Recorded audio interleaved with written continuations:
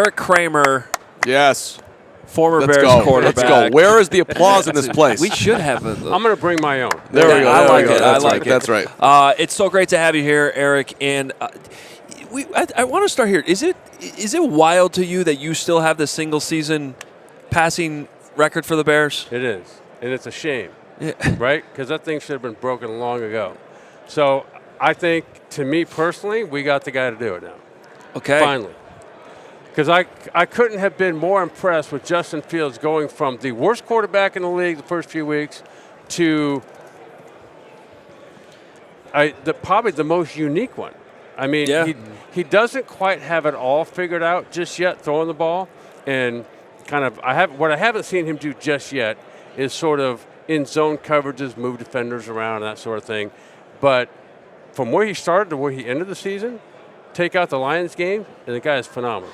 Well, can you give us some ideas at quarterback, just what he was truly dealing with, though, this year? And when you talk about the passing part of the game, the protection, it was hit or miss. It wasn't great, and he really didn't have weapons. Like, just how hard is that?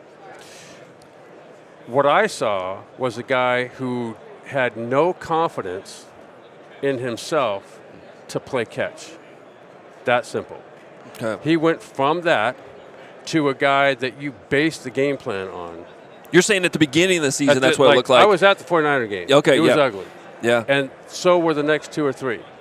And like I said, not perfect, because the throws he would struggle with literally were on the run, which is a strength of his, is to be on the run. So if he can figure out, actually, when you're going to throw on the one, you want to run at what you're throwing to. You don't want to throw over there and throw that way. Same thing when you're throwing those little quick receiver screens. You know, you have to get in line with where the ball is going. And so, other than those couple things, this guy's got it figured out, man. So, the knock on him that some people say is that he's not able to go through his progressions clear enough. He's got to have he's much. True enough. I'll give you that. Okay. So, you're saying that you can learn that. You can. He has. There's times when he does go from first to second to third to fourth to a dump off, and the dump off might be him running. But you can see him working through it, rather than early in the year, it was either this guy's might be open, or if it's not, I'm dropping back. There was times when, so I do a podcast and on the Bears, and we'll get to all 22 from the game, sideline and end zone. And there's times you can see him early in the year dropping back, really just to invite the rush so that he could run out of the pocket. Had no idea what he was looking at.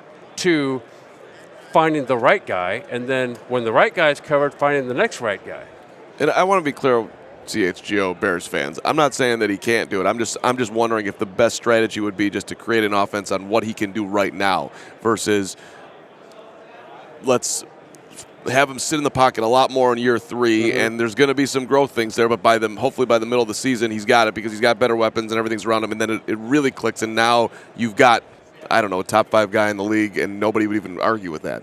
I think he's going to be a top 5 guy in the league given the offense that they're currently running. So if you start changing things now, I think you take a step backward. To me, he already took that step backward at the start of the year. Yeah.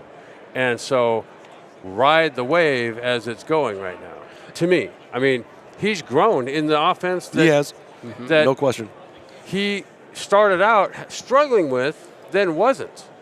So to me, stick with that formula. Don't change it. Well, Erik, I would say, too, a lot of the same things that we were saying about Fields early on probably were being said about Jalen Hurts. And then you get all these weapons and this offense that's oriented around him. And now he's playing in the Super Bowl. Is that what it's really going to take, too, if the Bears can just surround Justin Fields with maybe a number 1 wide receiver? You're going to start to see him blossom as a passer?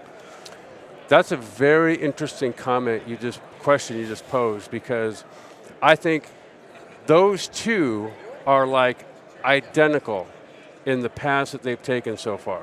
Who thought Jalen Hurts at the end of that last playoff game last year was going to be this year's Jalen Hurts? No one. Who thought, Justin Fields did something I've never seen done before in a season. So during the season, he went from couldn't play catch with the next door neighbor to dissecting defenses and making up for other people's mistakes, namely the offensive line. And so, yeah, I think that's a great comparison between the two because I see Justin Fields making that Jalen Hurts-like jump from this year to next year and then beyond. Yeah, it's going to be fun to watch it next year. I mean, and I think we're all on the same page here on this show that the idea of like trading Justin Fields and drafting a quarterback is just insane right now. Whoever says that, just to make one thing clear, do not join the Bears scouting department or have anything to do with the draft or any decision-making whatsoever. Yeah, I don't think that that's on the table, really. So not based on what we hear about what the Bears really think about Justin Fields. So yeah, no, listen. Continue down the path, trade the number one pick, get more picks, get a really good player, show how good of a general manager you are. We keep on hearing there's huge depth as far as guys that can get to the quarterback. Go get one of those guys somewhere between 9 and, 21 and show that you're the best at your job, and everybody they'll build a statue for Ryan Poles if he can do that. That's the plan. I want to shift the conversation to a big reason why you're here today, and that's the mental health aspect. I want to get into a little bit of how it is today. Actually, let's start there. From your knowledge of maybe the stigmatism of mental health, somewhat relaxing, it seems to be much more a focus inside the building of these NFL teams and across all sports compared to when you played. Is that how you would describe it? Yeah. So when I played, the two words that never went together in the same sentence: mental health. Mm-hmm. Now it's like, hey, let's have a mental health party, and I mean in every part of society. It's in schools. It's in not just professional sports. It's companies. They're geared now towards dedicating resources, meaning money, and funding and expertise to people's mental health, because think about it. That's the number one thing that drives everybody goes through these issues, by the way. So who hasn't thought about suicide? Raise your hands. So it's going to be the whole room. Who makes a plan to do it? Not that many, but some do. I did. And then go execute it. I went and did that. Thank God I didn't succeed. That was my favorite failure in life, because I wouldn't be here talking to you. I wouldn't be doing some things that are coming forward. One is a book. Somebody approached, actually my girlfriend, about writing me. Would Erik be okay if I approached him about collaborating on a book? I didn't know him from this table. Bill Croyle is his name, and it took me a few months of just chatting on the phone. I said, hey, can I read one of your books? He said, sure. So he wrote a book on the last survivor of being pulled out of the rubble of 9/11. Oh, wow. And he writes these books that are sort of not the everyday. And mine is not the everyday. And so I'm excited. That's going to probably come out late fall, I'm guessing. And so that's one thing, and never written a book before, and it's been a fun process, and I think an important one because, as I just mentioned, it deals with kind of a broad scope of things, which would be, I played football, so it deals with some of that. It deals with some of the ups and downs of that, and it also deals with depression. And I don't look depressed today. I don't feel depressed today. But there are things that come along the way with head trauma. And let's say I'd never shot myself. There's head trauma there.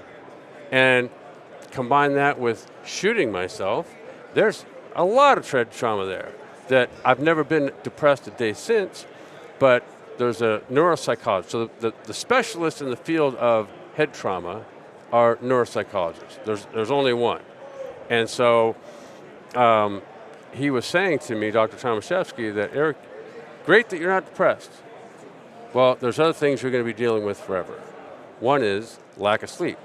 So I've gotten connected with a neurologist, Dr. Darby, back in LA, that's part of a UCLA program called Brain Sport, headed up by Dr. Giza. And so that's helped. I finally found a therapist, and she says, I'm no specialist in head trauma. I said, I don't care. How long have you been a therapist? She said, X amount of years. I said, have you always done pretty good at relying on your instincts and what questions to ask? Yeah. I said, well, we'll get along just fine. And so I feel like now I've got everything in place, and everything's kind of looking forward. And, one of them is a mental health program called Mental Health Touchdown. It's not off the ground just yet, but we got all the people in place, when I say all, 3, and it's going to be centered around kids and their families. And then just recently, I was part of a Zoom meeting that went out. It was literally at 8 a.m., a 9 o'clock Zoom meeting was going to take place, so there was only 3 people on it with the therapist. And so that's something that I would like to continue. Awesome. Amazing. Yes. Yeah, no, I appreciate you sharing your journey. It's super vulnerable, and like I'm thinking of in my last 10 years or so, I've done more growth work than I'd ever done prior in my life, and I had done some. So when I first heard how you started this whole thing, that there's a part of everybody that actually wants to lie down, that was like a normal comment. Like the first time I heard that, I was like, it's so foreign, but yet it's so true too. They're like, hey man, we get beaten down, and you went through trauma after trauma.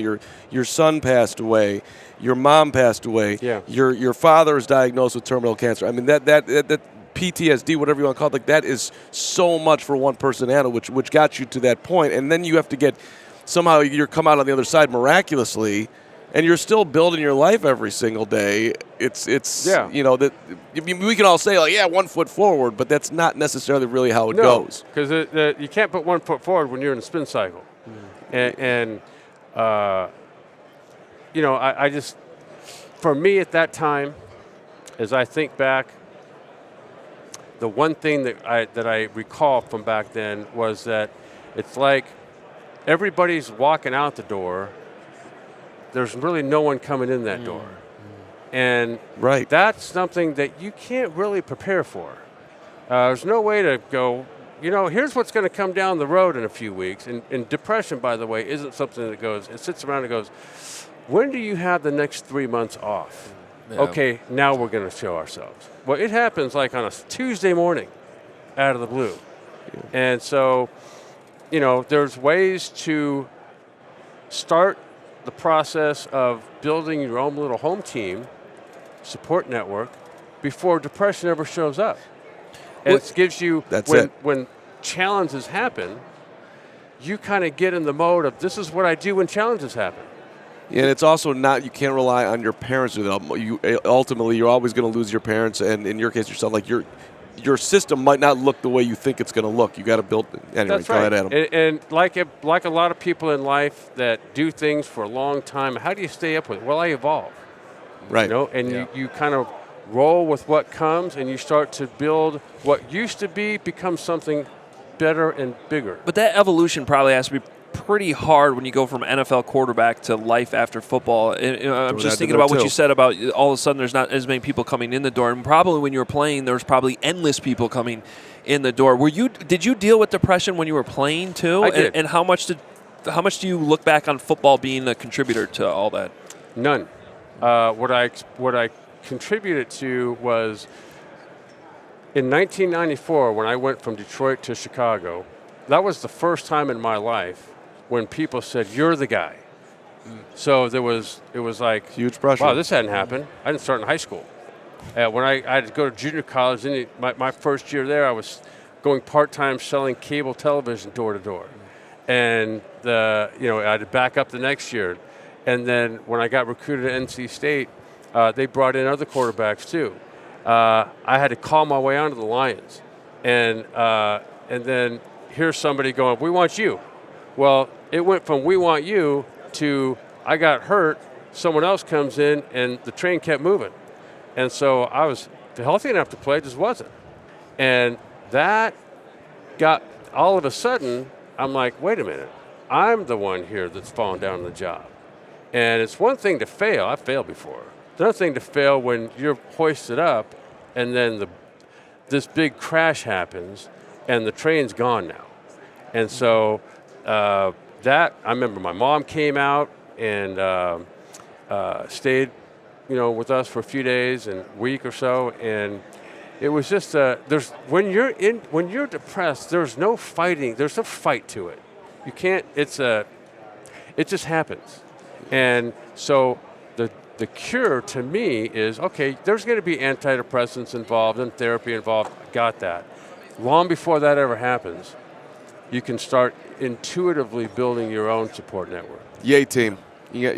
Got to have one. Erik, we could talk to you about this forever. It's so great to see you here. Thanks so much for stopping by. Thank you, guys. First class. Appreciate And I know you got your camp, too. EKPC12.com. You want to learn how to become a quarterback? Actually, it's EKPass12.com. Okay. I don't know how that happened. For those of you that haven't taken notes just yet. Oh, he's got a lot of notes here. That's so I'm okay. actually I impressed. take no this notes is way more myself. notes than he ever I has. know. I clicked on this, too, and it worked. and you're on Twitter at EKPass. I did see Correct. that. And Thanks, fellas. This has been great.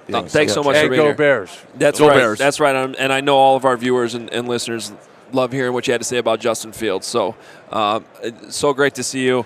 And we'll talk to you soon, hopefully. Love it.